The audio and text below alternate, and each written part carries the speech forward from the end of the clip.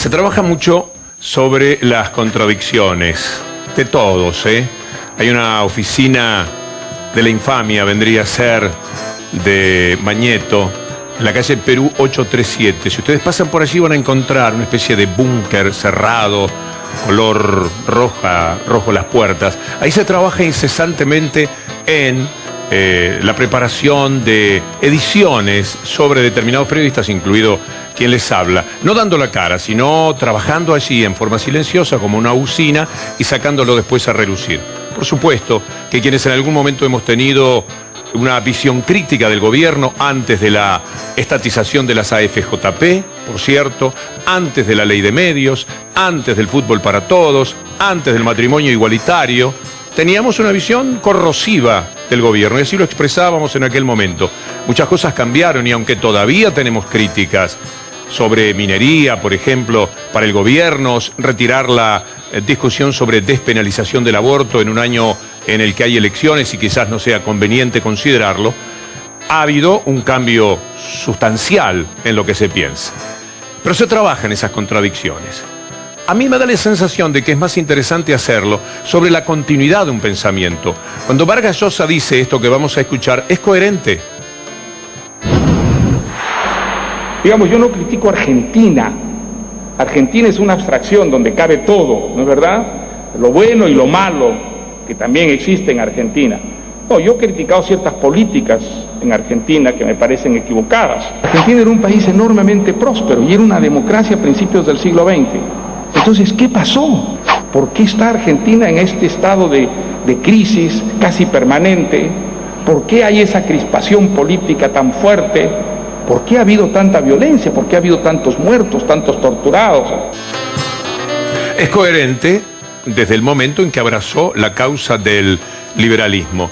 Que hay un tipo de liberalismo que tiene que ver con las ideas y con las libertades y hay otro que tiene que ver con el liberalismo económico, que es el que él sostiene y desde atrás lo sostienen a él. Pero ¿por qué digo que ahora en los últimos años, en las últimas 3 o 4 décadas, sí ha sido coherente? Escuchen lo que decía en 1992 para entender cuál es la idea de Vargas Llosa, de quién es un verdadero apóstol hoy día.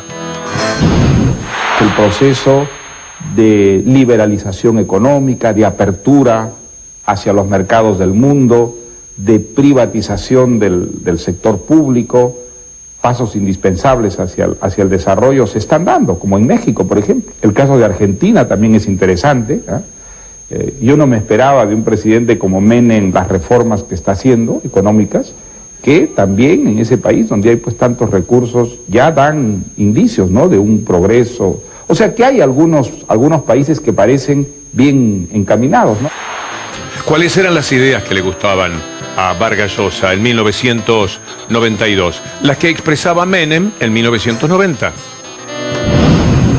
La economía debe funcionar con tanta libertad como sea posible y con la menor regulación que sea necesaria. Yo sueño con empresarios que no vivan subsidiados ni molestados por un Estado ineficaz e invasor. Es todo un discurso. Y allí sí hay coherencia, es de esa coherencia que puede surgir la crítica o la aceptación para Vargas Llosa. En estos mismos días, Vargas Llosa participó de una especie de concilio ecuménico de la derecha en Buenos Aires, diciendo lo que ustedes van a escuchar ahora, que muestran una idea del mundo. Finalmente no hay que enojarse tanto, hay formas de ver la sociedad, el mundo, su organización, su economía.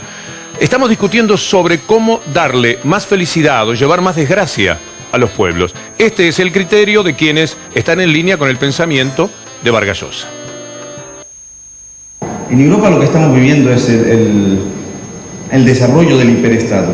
Cuando hablo del hiperestado, cuando muchos hablamos del hiperestado en Europa, hablamos de un estado que se mete en todo, absolutamente en todo. Creo que era Friedman, ¿no?, que decía ese estado que se mete desde la cuna hasta la tumba en todo lo que uno hace. El señor Menem se convirtió, no como consecuencia de que había leído a Hayek en una noche luminosa, sino como consecuencia del desastre tremendo que había en la sociedad argentina, el desastre económico, el desastre financiero, y como consecuencia de todo eso, como era un hombre con instinto político y cierto sentido común, pues transforma la política económica del país. Karl Marx was one of the prominent opponents of liberalism. He now is dead and buried nicely. ¿Y cómo se genera riqueza si esta sociedad está tratando de impedir nuevas inversiones mediante la invasión, la intromisión en las empresas y mediante la inseguridad jurídica? Your life belongs to you.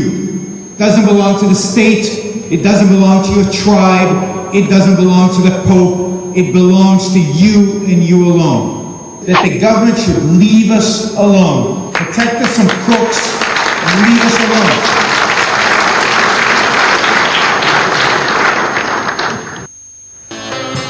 Más claro, imposible. Vamos a ver qué nos dicen nuestros invitados de hoy en el Twitter y enseguida vamos a estar con Carlos Melconian y con Roberto Feletti, viceministro de Economía. Julieta, por favor. Bueno, en @BDL Víctor Hugo, nuestros invitados, como por ejemplo Adriana Puigros, tuitearon: muchos intelectuales liberal conservadores quieren tener el monopolio del campo intelectual. Y por otra parte, Daniel Arroyo tuiteó: Vargas Llosa expone una visión coherente y abierta, pero con ideas que han llevado a crisis profundas para América Latina. Hasta aquí los tweets en @BDL Víctor Hugo. Bien, vamos a presentar un par de discusiones para entrar en clima con nuestros invitados. Bienvenido Carlos, bienvenido Roberto. Gracias, Víctor. ¿Enojado por lo de Racing? Sí, la verdad que caliente, sí, porque en la misma jugada del penal nos amonestan al colombiano, nos juega con River y después las repeticiones dan un penal muy claro. Pero ¿cómo terminó el partido? Porque no lo vi. Perdimos 2-1. Perdieron 2-1. Justo ahora de cara al partido con ganando, River. Habían jugado todo para Racing, así que acá el señor es de River. Así. ¿Usted de qué palo es, Roberto? De River. Y de no, River. No estamos... Hemos tenido ayer con Godoy Jugaron Cruz. bien, no se preocupe. Sí, jugó bien, River. está jugando bien, está jugando bien. Mejor armado atrás hacia adelante. Vamos al Twitter, a lo que nosotros queremos presentarles como definición del tema. ¿Vieron lo que estábamos discutiendo sobre Vargas Llosa, la derecha? Son maneras de mirar el mundo, ¿no? Sí. Como se dice, nadie resiste el archivo. Pero bueno, hay que encontrar el equilibrio adecuado entre las cosas buenas. Creo que en ese sentido América Latina en general ha hecho un progreso muy importante porque se ha encontrado con ese equilibrio de gobiernos que yo diría pueden definirse de izquierda o de centro izquierda y que como habitualmente nos tienen acostumbrados Lula, Dilma, Mujica o Astori, han encontrado la variante capitalista de la acumulación previa para la distribución posterior y, como dice Astori, lo que importa son los instrumentos además del rumbo. Así que yo espero que ese equilibrio algún día llegue a la Argentina. Parece que la discusión de fondo es, y de larga data, es quién asigna recursos en la economía. Si lo hace el Estado con un rol de distribución social, o lo hace el Estado y entre comillas el mercado o las corporaciones, buscando exclusivamente la rentabilidad. Cuando se busca exclusivamente la rentabilidad empresaria y la acumulación de capital, en general se generan sociedades desiguales, desequilibradas y conflictivas. Cuando el Estado actúa como un redistribuidor social, el conflicto solo se focaliza con las grandes corporaciones. Y esto es lo que está pasando hoy en la Argentina. Seguramente este es el punto de partida de ambos para lo que vamos a considerar esta noche, que es la participación del Estado en las empresas de acuerdo al decreto de necesidad y urgencia reciente de la presidenta. Pero antes, para ponernos en situación, un par de discusiones muy breves, de segundos nada más. Por ejemplo, el ministro Amado Boudou y el vicepresidente Cobos. Lo que estamos discutiendo es por el derecho de un accionista que tiene el 25,6% de las acciones a participar en el directorio, lo cual no implica ejercer control, no implica estatismo. Este es el foco de la discusión. Creo que no ayuda y creo que es innecesario. Bueno, si el Estado quiere controlar más, tiene todos los órganos de control para hacerlo, pero sobre todo cuando uno ve que ¿por qué no se hizo antes? Entonces comienza a generarse incertidumbre. ¿Qué vendrá después? La que viene es una discusión extraña. De un lado, Macri, en tanto hombre de la política, y del otro lado, Costantini, que viene a ser un empresario. Pero fíjense qué curioso lo que cada uno de ellos dice. Porque si hay una ley que dice que no vas a ejercer más votos que el 5%, ¿Cómo vas a violar la ley con un decreto de necesidad de urgencia cuando no hay ninguna urgencia? El Estado puede ser muy buen socio también. Puede ayudar muchísimo, tiene un montón de recursos. Hay miles de cosas que se pueden hacer juntos. ¿Por qué confrontar? Menos de acuerdo están el presidente de AEA, Jaime Campos, y Aníbal Fernández. Al señor Campos, en el cierre de la edición que hemos armado, le da un poquito más de trabajo explicar por qué se opone. En tanto, muchísimas empresas ya han dicho que están bastante en línea con lo que señala el gobierno sobre la participación del Estado en las empresas de acuerdo a las acciones que tiene en cada una de ellas.